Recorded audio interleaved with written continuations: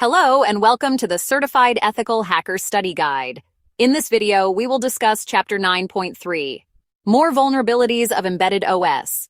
Please like, subscribe, and hit the notification bell. Now, let's bounce into the first topic.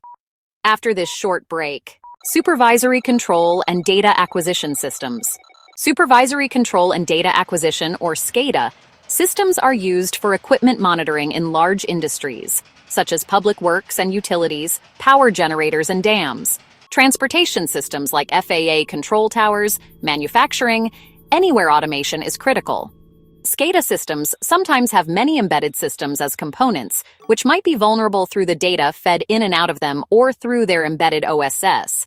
In any case, it's no exaggeration to say the security of some SCADA systems is a life or death proposition.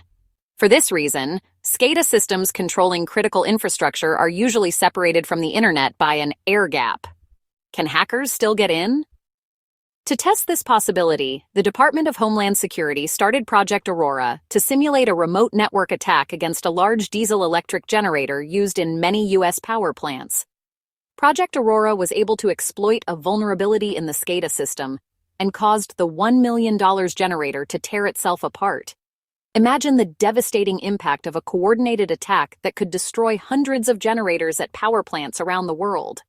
In December of 2015, an attack on a Ukrainian power plant left about 700,000 people in the dark for a few hours. It was later uncovered that a piece of malicious code named Black Energy was introduced to infect systems at the power plant. This same malicious code was used against the country of Georgia in 2008. There is still some confusion about how attackers caused the outage, but it's assumed they interacted with a SCADA system to interrupt the flow of power.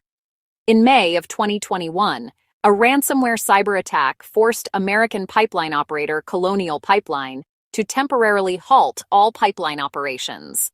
Colonial Pipeline provides approximately 45% of all fuel to the U.S. East Coast.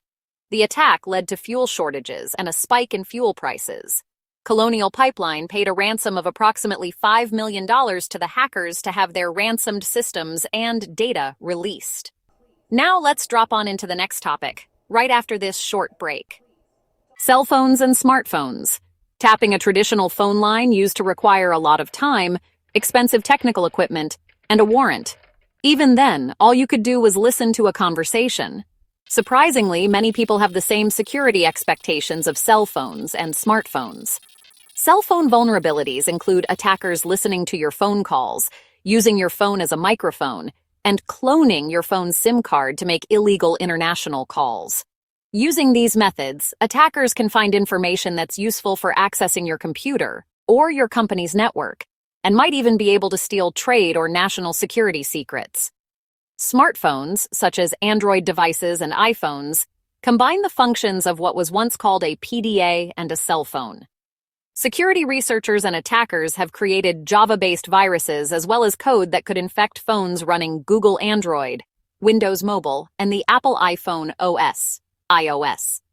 With the increasing amount of functionality available in smartphones, the line is blurring between embedded and general-purpose OSS. These OSS, similar to Windows and Red Hat, have vulnerabilities that can compromise your smartphone's security. Now let's jump on into the next topic right after this short break. Wearable technology, such as smartwatches and fitness trackers, also contain embedded operating systems that can be vulnerable to attack. Often wearable technologies interact with smartphones using Bluetooth. This interaction increases the number of ways a smartphone can be attacked, making it more vulnerable. In 2020, the Black Hat Conference revealed a new exploit chain named Tianzong that can remotely root a wide range of Qualcomm-based Android devices. To root an Android device means to change its operating system using administrator privileges. In July 2015, the stage-fright Android vulnerabilities were released during the Black Hat Conference in Las Vegas. The more serious of these vulnerabilities could be exploited with a malicious multimedia messaging service, MMS message. A victim phone would automatically download the malicious MMS message, and the attacker could take control of the device. Another vulnerability, also released in 2015, gave attackers a way to gather the fingerprints of exploited victims. While the fingerprint data is stored in a secure location, an attack could read information from the fingerprint sensor itself, exposing personal biometric information to the attacker. Trojans have also become a big concern in mobile application stores, such as the Google Play Store and Apple App Store. An application can appear to be useful, but steal information or processing power from your smartphone. For example, in March of 2021, Google removed 10 apps from the Play Store that contained droppers for financial Trojans. A dropper is malware used to drop other malware payloads. Some of the removed applications were Cake VPN, Pacific VPN, Beat Player, QR Barcode Scanner Max, and QR Recorder. These apps avoided Google's standard security protections by pulling malware from GitHub after installation. If the phone company itself is the attacker, little can be done.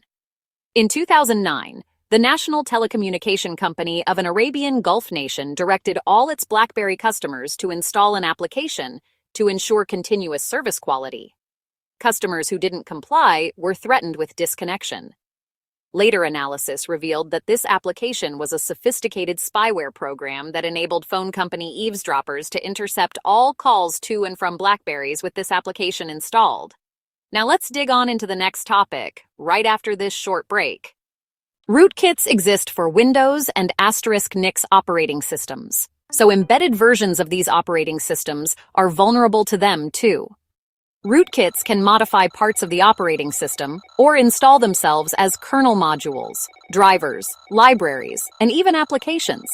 Rootkit detection tools and some antivirus software can detect rootkits and prevent them from being installed. However, the problem becomes more difficult if the OS has already been compromised. Installing these tools on an infected system doesn't normally trigger alerts because rootkits can monitor the OS for anti-rootkit tools and neutralize them. Rootkits that pose the biggest threat to any OS, embedded or general purpose, are those that infect a device's firmware. They're more dangerous because they tend to be extremely small, are loaded in low-level non-volatile storage that anti-rootkit tools can't access readily, and can persist even after the hard drive has been reformatted. Defenses against low-level rootkits include using Trusted Platform Module, TPM, a cryptographic firmware boot check processor installed on many recent computer systems. TPM ensures that the OS hasn't been subverted or corrupted, such as with a firmware rootkit. TPM is now the ISO standard ISO IEC 11889. For more information on this standard, visit www.iso.org. A computer might have several megabytes of flash ROM on the motherboard and controller cards, such as the Ethernet controller. Firmware rootkits are hard to detect because the code for firmware often isn't checked for possible corruption.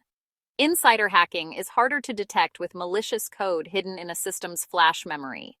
Disgruntled employees, for example, could install a BIOS-based rootkit in the flash memory of their company computers before they leave the company. They could then use this BIOS rootkit, which would survive having the OS reinstalled, to gain access to the corporate network later. Now let's fall on into the next topic, right after this short break. What if the system you're using is compromised before it's even purchased? Criminals in Europe have tampered with credit card machines while they're still in the supply chain. The compromised devices continue to function like normal credit card readers with one notable exception. They copy customers' credit card information and transmit it to criminals via a cell phone network. The only way to get rid of these types of infections is to flash, rewrite the BIOS with a known clean copy, wipe the hard drive, and reload the OS from clean installation media. These tasks can be hugely expensive in both time and money, but at least a method for removing the malware is available. A popular laptop theft recovery service, LoJack for laptops, has some design-level vulnerabilities that rootkits can exploit. Researchers from Core Security Technologies reconfigured LoJack with a custom BIOS rootkit that takes advantage of LoJack's vulnerabilities. Because the infection resides in the computer's BIOS, it persists even after the OS is reinstalled or the hard drive is replaced. Of more concern to security professionals is that the LoJack BIOS agent is stored in a part of the BIOS that isn't overwritten when you flash it. If you find this video useful, please hit the like button, leave a comment, and subscribe to the channel. To see more videos like this, please click in the rectangle in the middle of your screen. To see other videos from this channel, please click the circle on the bottom right. Thanks for watching. See you on the next one.